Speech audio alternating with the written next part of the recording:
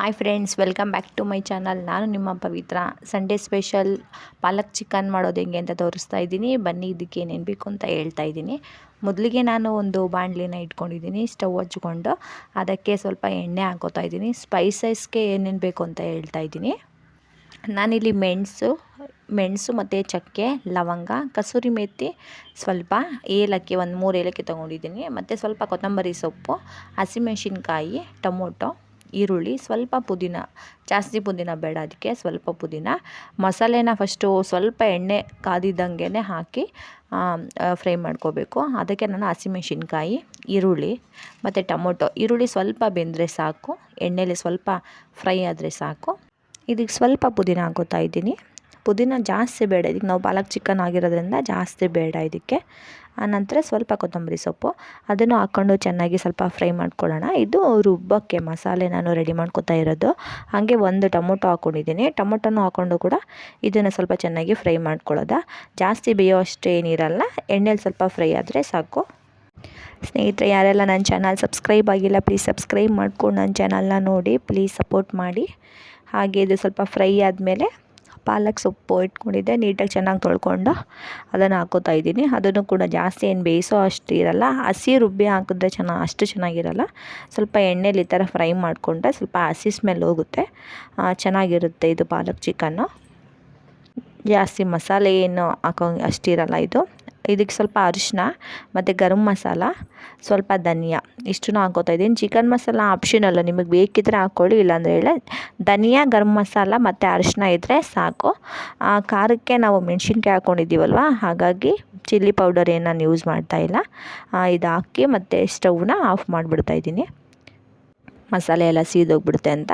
ಆ ಮಸಾಲೆ ಬಿಸಿ ಇರುವಾಗಲೇ ಸ್ವಲ್ಪ ಕಾಯಿ ಹಾಕಿ ಎತ್ತಿಟ್ಬಿಡೋದ ಅಷ್ಟೇ. ಅದು ಸ್ವಲ್ಪ ತಣ್ಣಗಾದ್ಮೇಲೆ ರುಬ್ಬೇಕು. ಯಾವುದೇ ಮಸಾಲೆ ಆದರೂ ಸ್ವಲ್ಪ ತಣ್ಣಗಾದ್ಮೇಲೆ ರುಬ್ಬಿ, ಇಲ್ಲಾಂದರೆ ಟೇಸ್ಟು ಚೇಂಜ್ ಆಗಿಬಿಡುತ್ತೆ. ಮತ್ತು ಒಂದು ಪಾತ್ರೆಗೆ ನಾನು ಎಣ್ಣೆ ಹಾಕೋತಾ ಇದ್ದೀನಿ. ಅದಕ್ಕೆ ಸ್ವಲ್ಪ ಒಂದು ಈರುಳ್ಳಿ ಕಟ್ ಮಾಡಿ ಇಟ್ಕೊಂಡಿದ್ದೆ, ಅದನ್ನು ಹಾಕೋತಾ ಇದ್ದೀನಿ. ಸ್ವಲ್ಪ ಎಣ್ಣೆಯಲ್ಲಿ ಸ್ವಲ್ಪ ಈರುಳ್ಳಿ ಫ್ರೈ ಆಗಬೇಕು, ಅದಕ್ಕೆ ನಾವು ಚಿಕನ್ ಹಾಕೋತಾ ಇದ್ದೀನಿ. ನಾನಿಲ್ಲಿ ರುಬ್ಬೋಕ್ಕೆ ಶುಂಠಿ ಬೆಳ್ಳುಳ್ಳಿ ಹಾಕ್ಕೊಂಡಿಲ್ಲ, ಸೊ ಪೇಸ್ಟ್ ಯೂಸ್ ಮಾಡೋದ್ರಿಂದ ಹಾಕ್ಕೊಂಡಿಲ್ಲ. ಇದಕ್ಕೆ ಸ್ವಲ್ಪ ಶುಂಠಿ ಬೆಳ್ಳುಳ್ಳಿ ಪೇಸ್ಟು ಮತ್ತು ಶುಂಠಿ ಬೆಳ್ಳುಳ್ಳಿ ಪೇಸ್ಟ್ ಹಾಕೋದು ಸ್ಕಿಪ್ ಆಗಿದೆ.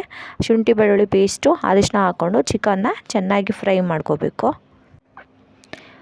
ಸ್ವಲ್ಪ ಉಪ್ಪು, ಅದಕ್ಕೆ ಚಿಕನ್ ಸ್ವಲ್ಪ ಉಪ್ಪು ಹಿಡಿದು ಬೇಯಬೇಕಲ್ಲ, ಹಾಗಾಗಿ ಸ್ವಲ್ಪ ಉಪ್ಪು ಹಾಕೋತಾ ಇದ್ದೀನಿ. ಇದನ್ನು ಚೆನ್ನಾಗಿ ಫ್ರೈ ಮಾಡಿ, ಇದಕ್ಕೆ ನೀರು ಹಾಕೋ ಅಷ್ಟಿಲ್ಲ, ನಾವು ಕ್ಲೋಸ್ ಮಾಡಿ ಬೇಯೋಕ್ಕಿಟ್ರೆ ಸಣ್ಣ ಉರಿಲಿ ಅದೇ ನೀರು ಬಿಟ್ಕೊಳ್ಳುತ್ತೆ.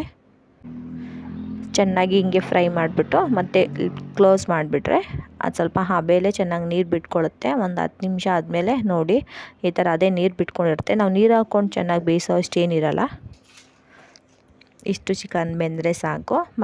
ಮತ್ತು ನಾನು ಮಸಾಲೆನೆಲ್ಲ ಫ್ರೈ ಮಾಡಿದ್ನಲ್ಲ, ಅದನ್ನು ರುಬ್ಬಿಟ್ಕೊಂಡಿದ್ದೆ ನೋಡಿ. ಇಷ್ಟು ನುಣ್ಣಗೆ ರುಬ್ಬಿಟ್ಕೊಂಡ್ರೆ ಸಾಕು. ಇದನ್ನು ನಾವು ಚಿಕನ್ಗೆ ಶಿಫ್ಟ್ ಮಾಡ್ಕೊಂಡು ನೀರು ಹಾಕೋಕ್ಕೆ ಮುಂಚೆನೇ ಇದು ಸ್ವಲ್ಪ ಎಣ್ಣೆಲೇ ಬೇಯಬೇಕಿದು. ಎಣ್ಣೆಲಿ ಬೆಂದಾಗ ಇನ್ನೂ ಸ್ವಲ್ಪ ಟೇಸ್ಟ್ ಚೆನ್ನಾಗಿರುತ್ತೆ. ಹಾಗೆ ಫ್ರೆಂಡ್, ಯಾರೆಲ್ಲ ಸಬ್ಸ್ಕ್ರೈಬ್ ಆಗಿದ್ದಾರ ತುಂಬ ಥ್ಯಾಂಕ್ ಯು. ಹಾಗೆ ನನ್ನ ವಿಡಿಯೋ ವಾಚ್ ಮಾಡಿ ಒಂದು ಲೈಕ್ ಮಾಡಿ. ಆಮೇಲೆ ಜಾರ್ದೆಲ್ಲ ನೀಟಾಗಿ ನೀರು ಹಾಕಿ ಮತ್ತು ಅಲ್ಲಿಗೆ ಚಿಕನಿಗೆ ಹಾಕೋಬೇಕು. ನಿಮಗೆ ಎಷ್ಟು ಬೇಕು, ನಿಮಗೆ ಗ್ರೇವಿ ಥರ ಬೇಕಾ ಅಥವಾ ಸಾಂಬಾರು ಥರ ಬೇಕೋ ಅದನ್ನು ನೋಡಿ ನೀರು ಹಾಕ್ಕೊಂಡು ಕುದಿಸ್ಬೇಕು. ಮತ್ತು ನಾನು ಚಿಕನ್ ಬೇಯುವಾಗ ಸ್ವಲ್ಪ ಉಪ್ಪು ಹಾಕ್ಕೊಂಡಿದ್ದೆ. ಮತ್ತು ಇವಾಗ ಸ್ವಲ್ಪ ನಮಗೆ ರುಚಿಗೆ ತಕ್ಕಷ್ಟು ಉಪ್ಪನ್ನು ಹಾಕೋತಾ ಇದ್ದೀನಿ. ಹಾಕ್ಕೊಂಡು ಚೆನ್ನಾಗಿ ಕುದಿಸಿದ್ರೆ ಪಾಲಕ್ ಚಿಕನ್ ರೆಡಿ ಆಗುತ್ತೆ. ನೋಡಿ, ನಮಗೆ ಎಷ್ಟು ಬೇಕೋ ನೀರು ಅಷ್ಟು ಹಾಕ್ಕೊಂಡಿದ್ದೀನಿ. ಮತ್ತು ಅದನ್ನು ಕ್ಲೋಸ್ ಮಾಡಿಬಿಟ್ಟಿದ್ದೀನಿ. ಚೆನ್ನಾಗಿ ಅದು ಬೇಯಬೇಕು. ಚಿಕನ್ ಬೇಗ ಬೇಯುತ್ತೆ ನೋಡಿ. ಇಷ್ಟು ಕುದ್ದಿದ್ರೆ ಪಾಲಕ್ ಚಿಕನ್ ರೆಡಿ ಆಗುತ್ತೆ.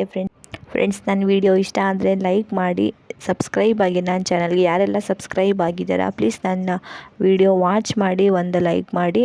ನಿಮಗೇನು ಅನಿಸುತ್ತೆ ಕಮೆಂಟ್ ಮಾಡಿ ನನ್ನ ವಿಡಿಯೋ ಬಗ್ಗೆ. Thank for watching.